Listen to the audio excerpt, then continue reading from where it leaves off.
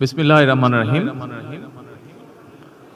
আজকের এই ইফতার মাহফিলের অনুষ্ঠানের সম্মানিত সভাপতি, ইফতার মাহফিলে উপস্থিত সম্মানিত সকল রোজাদারগণ, সকল উপস্থিতিবৃন্দ, আসসালামু আলাইকুম।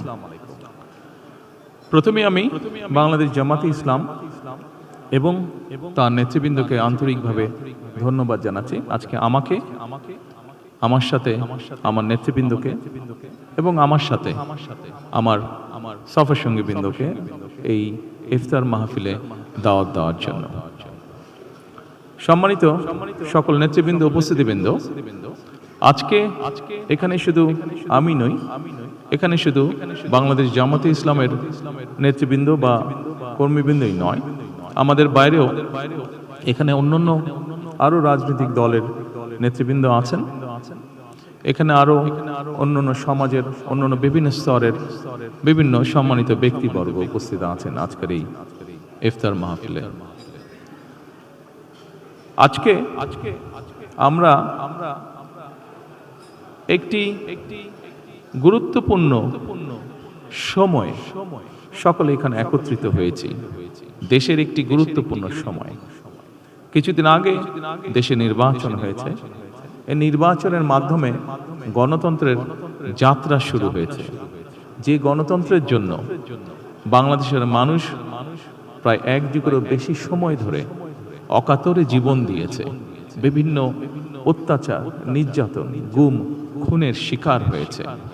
এত ত্যাগের বিনিময়ে আমরা আজকের এই গণতন্ত্রের যাত্রা, যেটি সূচনা হচ্ছে বা হয়েছে নির্বাচনের মাধ্যমে, সেটির সুযোগ পেয়েছি।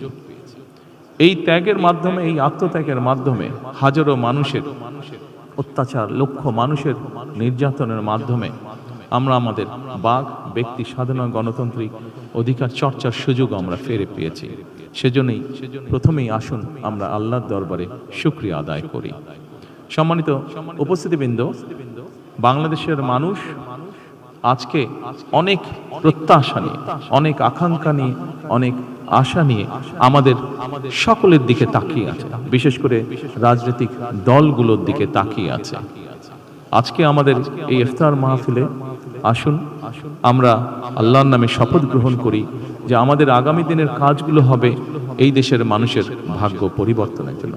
আসুন আমরা আল্লাহর দরবারে সেই রহমত চাই যার মাধ্যমে আল্লাহ আমাদেরকে এই দেশের মানুষের ভাগ্য পরিবর্তনের জন্য, এই দেশের ভাগ্য পরিবর্তনে কাজ করার তৌফিক আমাদেরকে আল্লাহ তাআলা দিবেন। পরিশেষে আমি আবারও বাংলাদেশ জামাতে ইসলাম এবং জামাতে ইসলাম নায়েবে আমির শফিক সাহেব সহ সকল নেতৃবৃন্দকে আন্তরিক ধন্যবাদ জানাচ্ছি আজকে এখানে আমাদেরকে দাওয়াত দেওয়ার জন্য। আসসালামু আলাইকুম। প্রিয় দর্শক শ্রোতা, এত সময় ধরে যারা আমাদের ভিডিওটি দেখেছেন সবাইকে অসংখ্য ধন্যবাদ। প্রিয় দর্শক শ্রোতা, আপনারা ভিডিওটিতে দেখেছেন বাংলাদেশ জামাতে ইসলামীর ইফতার মাহফিলে মাননীয় প্রধানমন্ত্রী তারেক রহমান তিনি কিন্তু অসাধারণ বক্তব্য দিয়েছেন। আসলে কিন্তু রাজনৈতিক সৌন্দর্য এরকমই থাকা দরকার, হোক সে অন্য দলের প্রধানমন্ত্রী।